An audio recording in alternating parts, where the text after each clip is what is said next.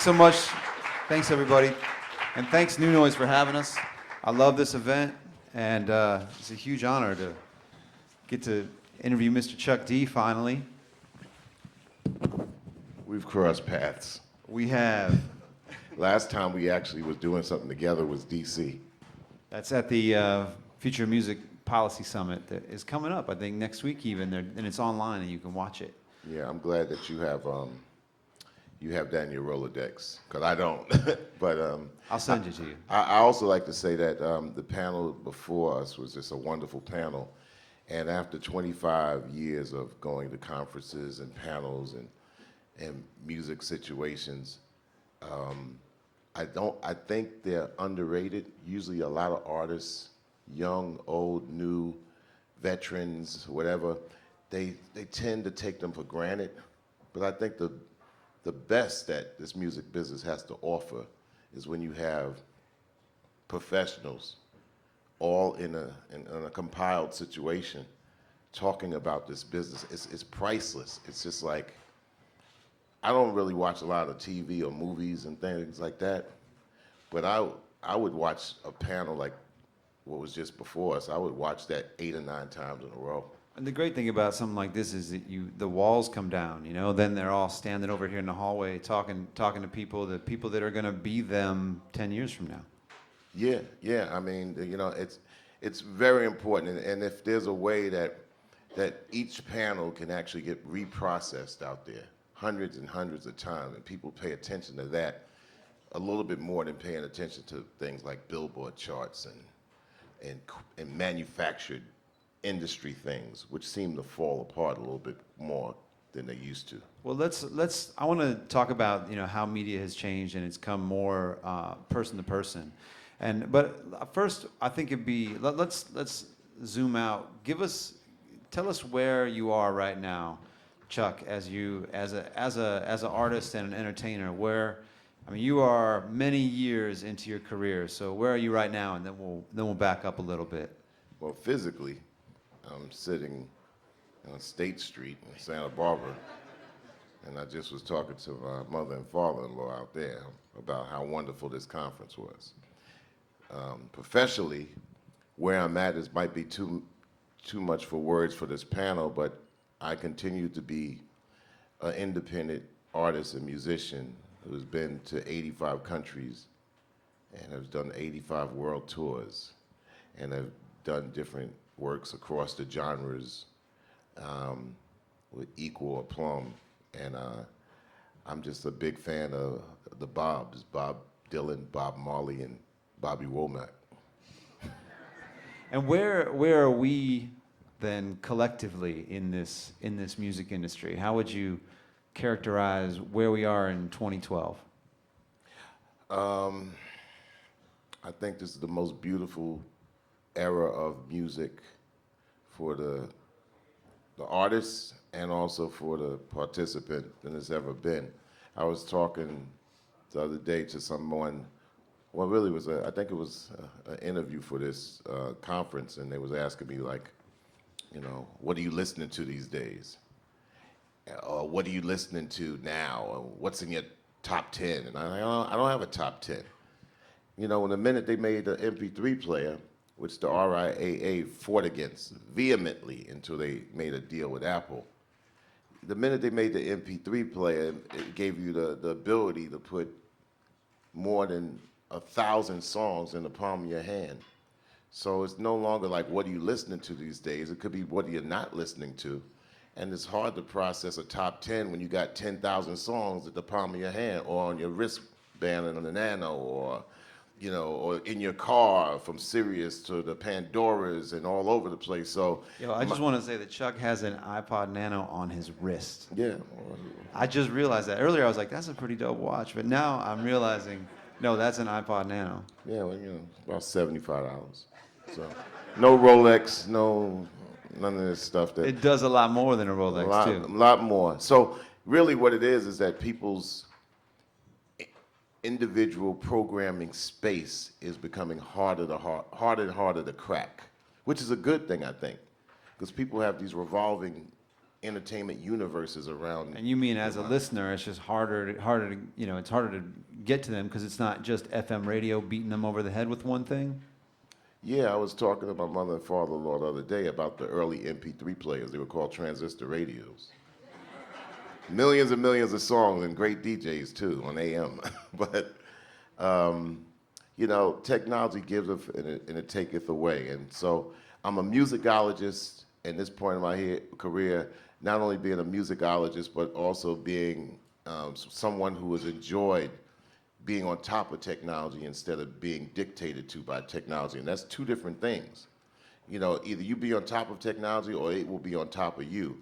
And it's been always a trick for the industry at hand to try to turn many people who love music to just reduce them to consumers. And once consumption at a price becomes the end-all be-all to the industry of something I think is greatly organic, then it's bound to have side effects. And what the industry has always been trying to patch a hole onto is the side effects that have happened from neglect, greed, not being able to share the same space with the people that enjoy music. So I think some of that chicken is coming home to roost. And let's talk about it a little bit. You were an early supporter of the internet. I mean, I think I personally got a call from your Minister of Information in 1994 or 95, and you guys were already on. Really, the internet was on your radar at that point. And I would also argue that you were maybe too early, right? You were one of the pioneers that got. There's no such thing as too early. Okay, well, we followed the steps of Grand Royale, who you worked with, for years. And the Beastie Boys had the first website, beastieboys.com. Thank you. And in 1996, I had looked at the same system and said, here I am, part of a trade. And what I mean, the trade Def Jam was with Sony, and they were in the red, but I was in the black, right? No pun intended, no big pun intended. And then they made a deal with Polygram to get back into the black for some crazy amount of money. And I was in a building that I wasn't familiar with, saying, well, my job is to make an album, but then I found out I had all these people I didn't know, so I create an album. I have a dictated budget given down to me that's really controlled by somebody else, so it's like, yeah, we're paying you this advance but in lieu of us dictating how it's spent, with you making a percentage being able to be recouped on your percentage rate that we give you. So I'm like, and then so I deliver a record to this corporation, and then I said, well, I got all these barriers at this corporation trying to say, well, you could do this, and here's a video that you did, but it has to be for this amount, and make sure you blur out the logos. Some crap I never got to understand. It's like, what I got to do with the New York Mets logo at MTV? That's you guys' problem. I'm an artist. I know my people like this. I want to put my logo in, and simple as that, take it. Oh, well, no, because MTV won't play our other videos. The hell do I care about the other videos? So I faced these obstacles in the mid-'90s with the company that I'm signed to, and I said, there's got to be a better way. Because I know that I can get to people that love my music in Africa, and although they say that in their contract, the territories are the world and the universe, and I always try to figure what the fuck that means. It means if I get to Venus first, you still have the rights to distribute my music when you can't get there. The same thing works with the territories here. I was able to get to places that are not, not major record company territories like South America and Africa and a lot of those areas on the southern end of the equator that they can't get to, that I have hundreds and thousands of people that listen to the music.